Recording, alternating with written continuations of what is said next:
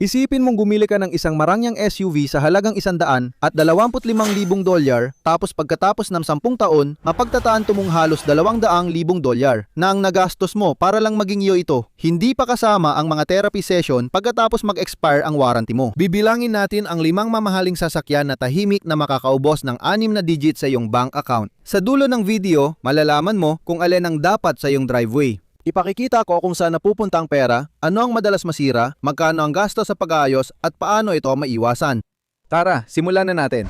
Ang mga luxury vehicle ay kahanga-hanga pagbago. Balat, teknolohiya, malaking screen, lambot ng takbo, at pakiramdam ng tagumpay. Hindi madalas pag-usapan kung ano ang mangyayari pagkatapos mag-expire ang warranty, lalo na sa ilang luxury vehicle na tumatagal ng maayos. Yung iba, tumatanda na parang Hollywood celebrity na sabay na tuklasan ang plastic surgery at maling desisyon. Para maging patas ang ranking na ito, bawat sasakyan ay tinatasa gamit ang orisinal na MSRP. 10 taong depreciation gasto sa gasolina base sa 10,000 milya kada taon gasto sa insurance at totoong gasto sa pagkumpuni. Simulan natin sa pinaka hindi nakakainis sa listahan. Pang-5 ay ang Lexus LX 700H. Ang 6 na po ay nag-ugat pa noong 1,996 at palaging nakabase sa legendary na Toyota Land Cruiser na plataporma. Ang original na LX 450 na parang Land Cruiser lang na nakatoksido mahigit 30 taon na ang nakalipas ay nagkaroon ng reputasyon na bihira ang luxury SUV na makakatalo. Talagang tumatagal ng sapat para tumanda. Madalas makakita ng mga 6 na po na may 200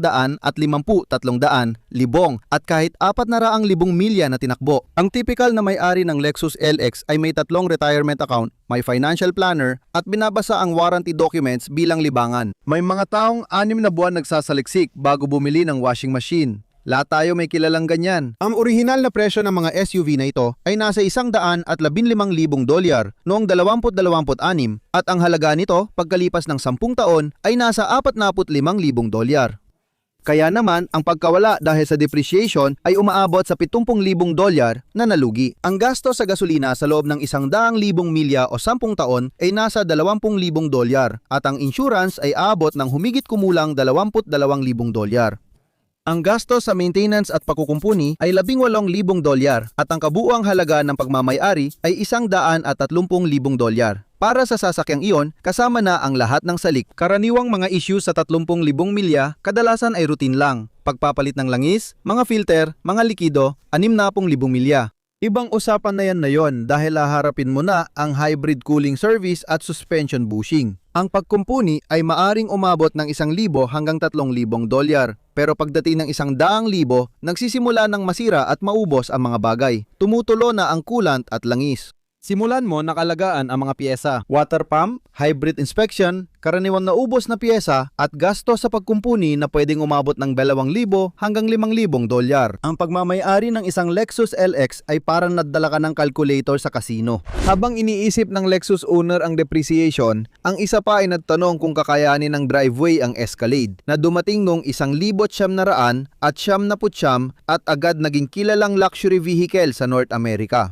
Hindi lang ito luxury SUV, naging cultural icon din ito. Mga professional na atleta, sikat na tao, at mga rapper ay nagmamaneho at gumawa ng music video tungkol dito. Parang normal na sa mga professional na atleta ang magkaroon ng Escalade starter kit kapag pumirma ng kontrata. Ang Escalade ang isa sa pinakamalaking kita ng Cadillac at tumulong para manatiling relevant ang brand. Hindi lang basta nagpaparada ang mga may-ari, parang nagdadak sila. Tinuturing ng mga mamimili ang pagpunta sa Costco na parang military operation. Kung di ka siya sa sasakyan ng 7 tao, 2 aso, gamit sa hockey at grocery pang buong taglamig, di sila interesado. Base price, $123,000, $275. Ang halaga ng sasakyan na yan pagkatapos ng 10 taon, 35 ka. Oo, masakit yan. Ang depreciation ay nasa $88,275 at sa parehong 10 taon na panahon, asahan mong gagastos ka ng hindi bababa sa $26,000 para sa gasolina. Hindi mura insurance mo, pero para lumaki tulad nito, dapat kang maging Big Daddy Final Boss. Aabutin ng $30,000 ang insurance mo. Kasama pa ang maintenance na aabot ng $25,000. At ang kabuuang gastos sa pagmamay-ari ng isang Escalade ay humigit kumulang $169,000, $275,000, $165,000, $275. May ilang issue na dapat isaalang-alang tulad ng ride issues at infotainment problems, mga karaniwang suliranin ng modernong teknolohiya. Maaaring umabot sa 1,000 hanggang 3,000 ang gasto sa pagkumpuni. Pagsapit ng 60,000 milya, nagsisimulang masira ang ilang bahagi gaya ng suspension. Dahil sa laki at bigat ng sasakyan, nangyayari talaga yan. May concerns din sa valve body ng transmission. Narinig na natin ang tungkol sa ilang mga issue sa makina ng ilan sa mga ito na may 6.2 tulad ng malalang pagkasira ng rod bearing. Ang ilan sa mga pagkumpuning ito ay maaaring umabot mula $3,000 hanggang $15,000.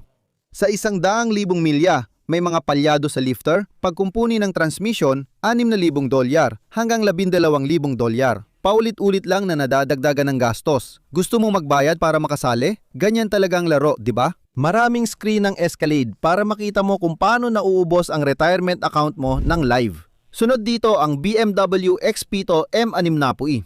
At ilang nakakatuwang impormasyon tungkol sa BMW, medyo huli itong pumasok sa full-size luxury SUV market. Ang X-Pito ay unang lumabas noong 2019 bilang pangunahing SUV ng BMW. Ang layunin ay gumawa ng isang sasakyan na sapat ang laki para makipagsabayan sa Mercedes, Cadillac, Range Rover habang nananatiling may pagmamaneho na parang BMW. Ang mga bersyon ng M60i ay nagdadala ng karanasan sa ibang antas. Twin turbo V8, mahigit 500 horsepower, halos 3 tonelad. At hulaan mo kung ano, itong napakadandang SUV ay mas mabilis pa kaysa sa maraming sports car noong mahigit 10 taon na ang nakalipas. Karaniwan, ang bumibili ng X-Pito ay gustong magsakay ng 6 habang ipinapakita ang kanilang pagiging astig bago pa magkaanak. Hindi pa sila handa sa minivan o pagre-retiro at pilit pinagsasabay ang lahat. Hindi rin mura ang pagmamay-ari nito. Ang original na presyo ay nagsisimula sa 116,550 piso pataas. At pagkatapos ng 10 taon, inaasahan na ang halaga nito ay magiging $28,000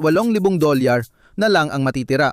Iyan ay nagdudulot sa iyo ng napakalaking pagbaba ng halaga na 88,550 piso kasama ang gasto sa gasolina na umaabot sa 23,000, insurance na 24,000 at maintenance na umaabot sa 28,000 piso. Ipinapalagay na wala kang problema sa transfer case o major na issue sa makina kahit kilala ang N63 na makina sa mga problema nito. Ibig sabihin, nalulugi ka ng 100 at 63,000.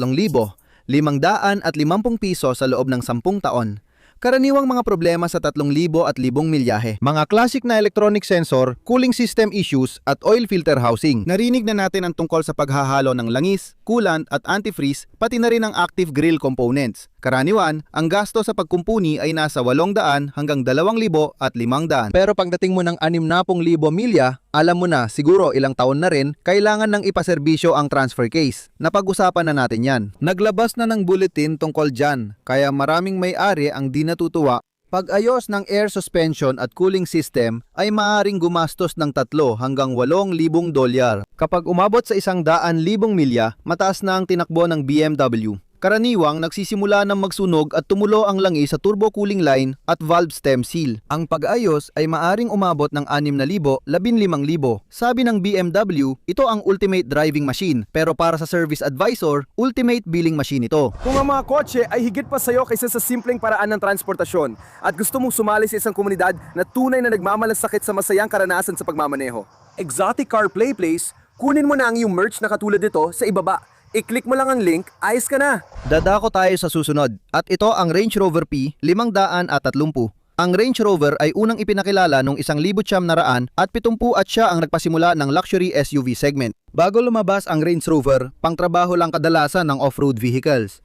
Dinala ng Range Rover ang karangyaan sa off-road capability. Sa loob ng mga dekada, ito ang naging paboritong sasakyan ng mga maharlika, sikat na personalidad, mga politiko at mayayamang tao. Lumabas sila sa daan-daang pelikula at palabas sa TV dahil mabilis nilang ipinapakita ang yaman at estado sa buhay. Karaniwan, ang may-ari ng Range Rover ay hindi talaga nagbabalak mag-off-road. Ang pinakamalayo ng mararating ng sasakyan sa magaspang na daan ay speed bump sa Whole Foods. Sa presyong $125,000, ang halaga ng mga Range Rover na ito pagkalipas ng 10 taon ay masakit na $22,000 na lang na may $103,000 na pagbaba o pagkawala ng halaga. $24,000 ang nagagastos sa gasolina sa panahong iyon. $30,000 naman sa insurance at ang maintenance ay umabot ng $40,000 o higit pa kung hindi ka pa nagkaroon ng malaking problema sa sasakyan. Ang kabuuang gasto sa pagmamay-ari sa loob ng 10 taon kung hindi ka pa nasiraan ng makina o gearbox ay halos $177,000. $177,000 o $200,000 ng presyo dito. Madalas ang sira sa 3,000 milya tagas ng coolant at araw-araw itong tumutulo. Kapag nakalubog ang likuran at may error sa air suspension, siguro dong may sira sa air ride system. Mga aberya sa infotainment, ang gasto sa pag-aayos niyan ay nasa 15,000 hanggang 5,000. Pagdating ng 60,000 milya, magkakaroon ka na ng problema sa water pump, transfer case at air suspension bag. Ngayon, pwede kang gumastos ng $2,000 at $3,000 kada kanto para sa air ride, habang ang kabuuang pag-aayos ay aabot ng $5,000 at $10,000. Pagdating ng 100,000 milya, mag-ingat dahil haharapin mo na ang mga problema sa timing chain, electrical module, turbocharger at major drivetrain repairs. Ang ibang gastos ay umaabot ng 10 hanggang $20,000. Ang warning light ng Range Rover ay hindi totoong babala kundi subscription service. Kahit mahal ang Range Rover, sabi ng mga inhinyero ng Mercedes, hawakan mo muna ang schnitzel ko sa pagiging komplikado nito. Oo, sa katunayan, ang Mercedes-Benz S 580 ang may kahina-hinalang karangalan bilang isa sa pinakamahal ariin pagkalipas ng 10 taon. At masasabi nating ang S-Class ang pinakamaimpluwensyang luxury sedan na nagawa kailanman. Sa loob ng mga dekada, ginamit ng Mercedes ang S-Class bilang isang gumagalaw na laboratorio. Maraming teknolohiya sa mga karaniwang sasakyan ngayon ay unang lumabas sa S-Class ilang taon bago pa. Electronic stability control, adaptive cruise control, advanced airbags, night vision systems at marami pang safety technology. Kapag gumagawa ang ibang tagagawa ng luxury sedan, madalas nilang itanong paano ito ihahambing sa S-Class. Medyo mataas ang gasto sa pagmamayari dahil nagsisimula ito sa mga 100 at 30,000 para sa base trim. At syempre, matapos ang 10 taon, $25,000 na lang ang halaga niyan. Kung ipalit mo yan, wala nang bibili. Pagkalugi sa halaga, $105,000 kasama ang gasolina na aabot ng $22,000 sa loob ng 10 taon. Siguro, $28,000 sa loob ng 10 taon. Pagpapanatili, $32,000 sa loob ng 10 taon. At ang kabuuang gastos ng pagmamay-ari ay aabot na $187,000 para sa Mercedes-Benz S-Class. Hindi ako nag-aalala tungkol dyan. Hindi ako nag-aalala sa alinman dyan. Karaniwang issue sa 3,000 milya ay battery management, air suspension, electronic module, at posibleng mas mataas na gasto sa pagkumpuni. 2, 3, 4, $4,500, 60,000 milya. Kalimutan mo na. Aromatic, oo. Pagpalya ng kompresor, aabot sa $2,000 o $3,000 bawat parte kung may airbags, kompresor o iba pa. Pag-ayos ng turbo cooling system. Mahal ang turbo at cooling system. Pero ang tunay na problema ay body control electronics. Doon lahat nagkakaproblema. Ang gasto sa pagkumpuni ay mula $4,000 hanggang $8,000. Pagdating ng 100,000 milya, lalong tumataas ang gasto sa pagkumpuni ng turbocharger, tagas ng langis, pagkumpuni ng timing cover, electronic failures at iba pa. Umaabot ito ng $8,000 hanggang $15,000 at paulit-ulit pang tumataas kaya sobrang mahal talaga. Ang S-Class ay napaka-advanced na pati resibo ng pagkumpuni ay kailangan ng software updates. Kaya kung titingnan natin sa huling talaan ng puntos, ang Lexus ay $130,000, ang BMW X7 ay $163,000 at ang Escalade ay $169,000. At dagdag pa, ang Benz ay $187,000 at ang Range Rover ang nangungguna sa listahan na may $177,000 na gasto sa pagmamay-ari sa loob ng 10 taon. Kailangan mong isaalang-alang ito. Range Rover, $103,000. $103,000 ang nawala dahil lang sa depreciation. Mercedes-Benz S580, $105,000. $105,000 sa depreciation. Ang Escalade, $170,000. $170,000. Ang BMW X7 ay maaaring umabot sa $15,000 ang gasto sa pagkumpuni. Paglampas ng 100,000 milya, ang Lexus LX ang pinakamurang sasakyan dito. Gumagastos pa rin ng humigit kumulang $130,000 para pagmamay-ari sa loob ng 10 taon. Ang pagkakaiba ng una at ikalimang pwesto, mga $67,000, sapat na ang halagang yan para makabili ng entry-level na luxury car. Ang aral dito, hindi nagiging mahal ang luxury vehicle sa pagbili, kundi sa pagpapanatili. Laging napapansin ang presyo ng pagbili. Ang depreciation, maintenance, insurance at pagkukumpuni ang tahimik na sanhi ng gastos. Hindi nawawalan ng halaga ang mga luxury vehicle, epektibo lang nilang naililipat ang pera mo sa ibang tao. Sige, panurin mo ang latest kong mga video tungkol sa BMW B58, isa sa pinakamahusay na makina at sasakyan na pwede mong pagmamayari. Kung nailigtas ka ng video na ito mula sa pagkakamaling nagkakahalaga ng daan-daang libo, pindutin mo ang like button, mag-subscribe ka at makikita tayo sa susunod. Kita-kits ulit. Bye!